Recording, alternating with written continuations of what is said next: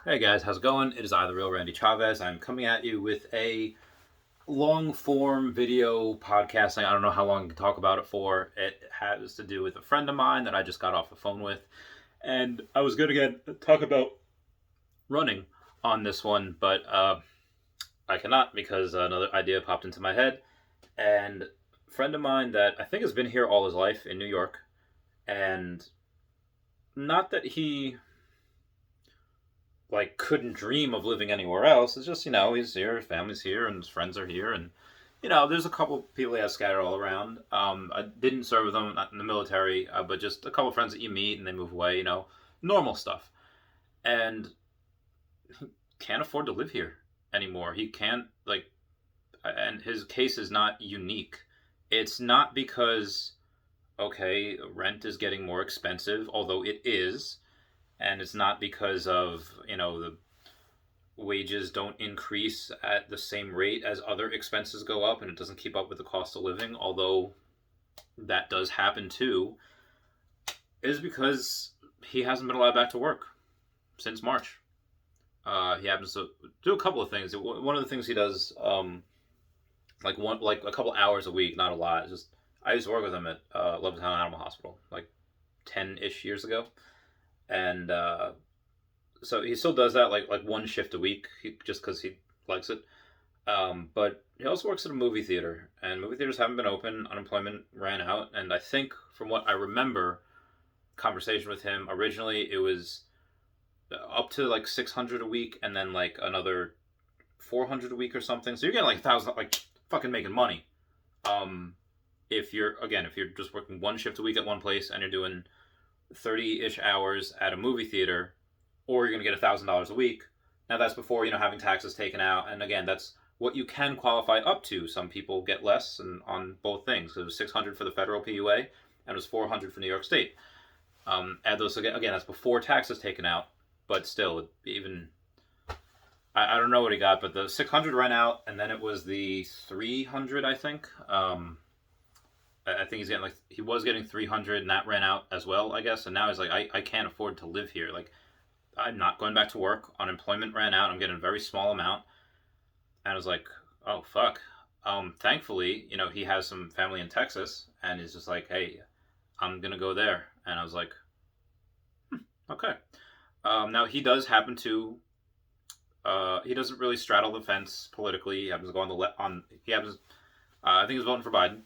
And he's not really into politics too much. Like, he just kind of sees, little snippets and news, and it's really hard to get a really good grasp on what's actually going on, because you have headlines, and the headlines are just there to grab your attention, and even what's in the headline, that news corporation might say like what's actually going on inside the article if they're a good company, but some of them don't. Some of them, they spin it, so and that's giving them the benefit of the doubt that hey, they're just giving you a headline so that you click on the article, just in hopes that you'll read it, because nobody's buying newspapers anymore. These companies are dying, and I'm not blaming them for the headline. People do that in YouTube videos, but I blame them for, again, some people that they actually explain what's going on in the article, and some companies don't. They just put a warped spin on it.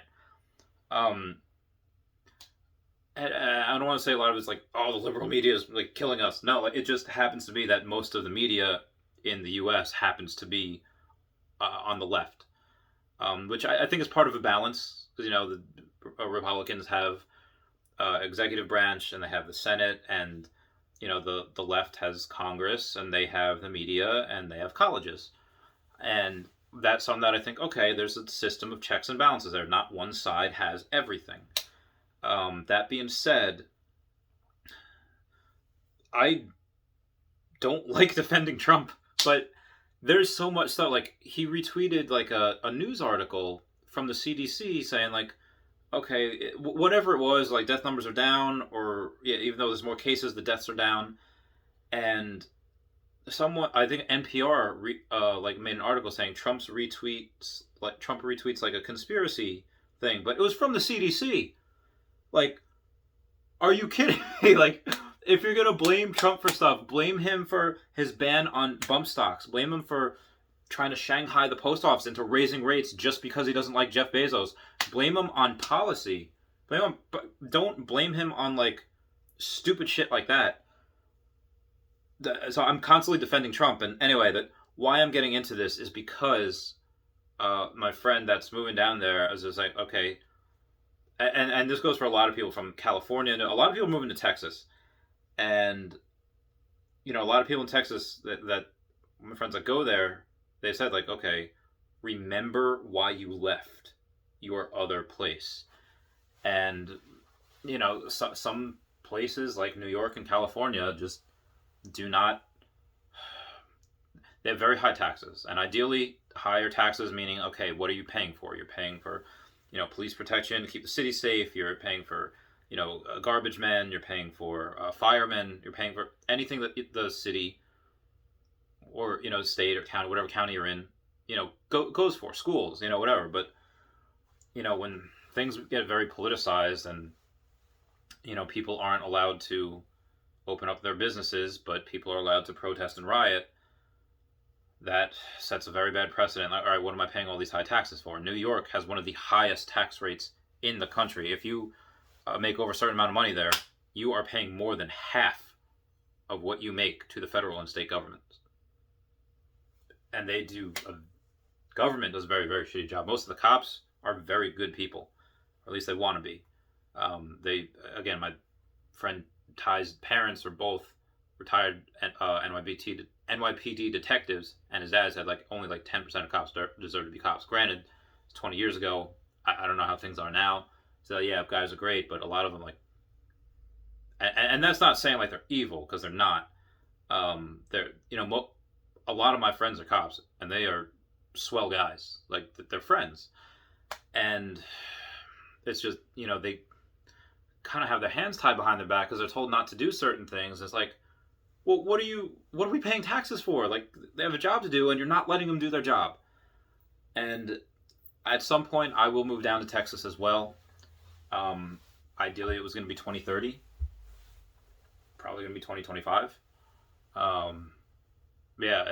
If you're having issues, do some research on places where you think you can move, where things will be easier. Because if you're in a place that businesses are not allowed to open, like New York and California, and you are able to work, you're young and you're healthy, and you know that you're not living with someone that's elderly or obese or sick or immunocompromised, and you can work and social distance and wear a mask and obviously do everything safely, and also just want to live your life. We could be hit by a freaking Guinness truck tomorrow. Life is so short, and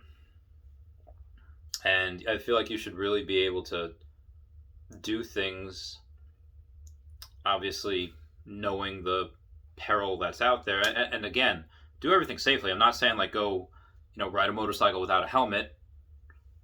Should you have the freedom to do that? I don't know, but yeah, there's a lot of things that you can do. Florida, they opened back up fully. Do I think that's a good idea? I don't know. They're going for it, though. That's what they're doing. I don't know if they're going to uphold the mask mandates or the social distancing mandates or whatever, but Florida's going for it. We'll see how they do. They might get shut down again. They might not.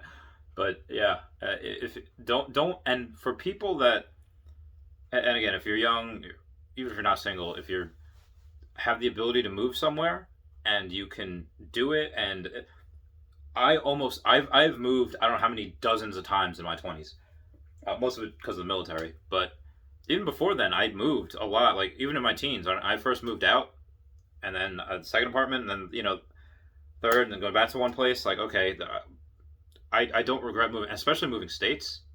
I don't regret it at all.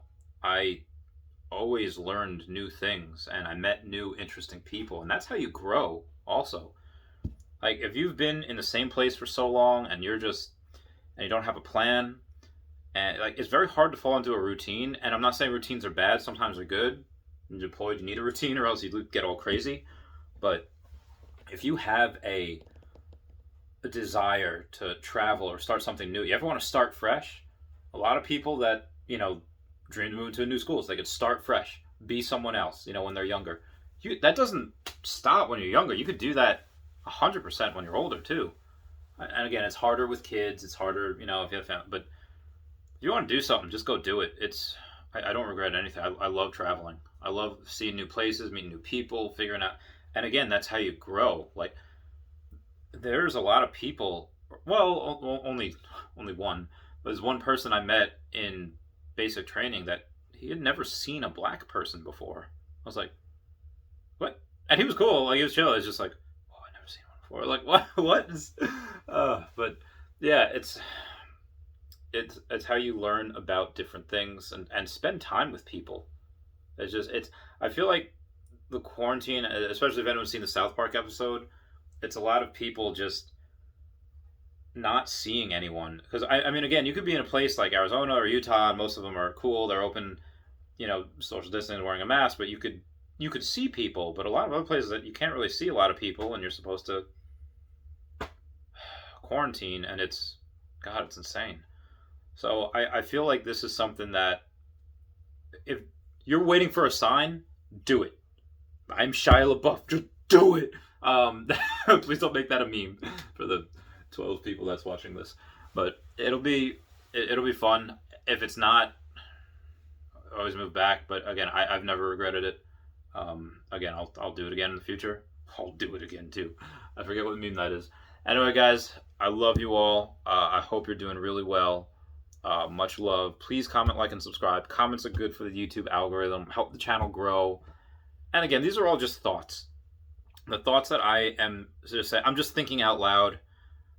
I am wrong sometimes. I'm human. People are wrong. People make mistakes. I don't know exactly what I'm going to say when I do these things. I just thought, oh, conversation. Oh, all right, I can talk about this. And then it's just thinking out loud. But I'd like to think I'm a relatively intelligent person with above average open-mindedness. And from that, I think, with past experiences of traveling a bunch of different places and spending time in those places, not just like, oh, vacation visit, although I do that too. Yeah, and I think kids now have a really good concept of diversity, because like the kid that I live with, always talking to someone, oh, this person's from Germany, oh, this person's from Israel, and I was like, how do you meet these people? Oh, just like chat rooms. Oh, this game Among Us. If you haven't played Among Us, it is so freaking fun. But yeah, that's just how you meet people, and it's fun. And anyway, again, that's just how you learn. I'm always about learning and growing. Moving to a new place is a great way to do that. So anyway, I love you. I'll talk to you all later, and I'll see you all. All right, bye.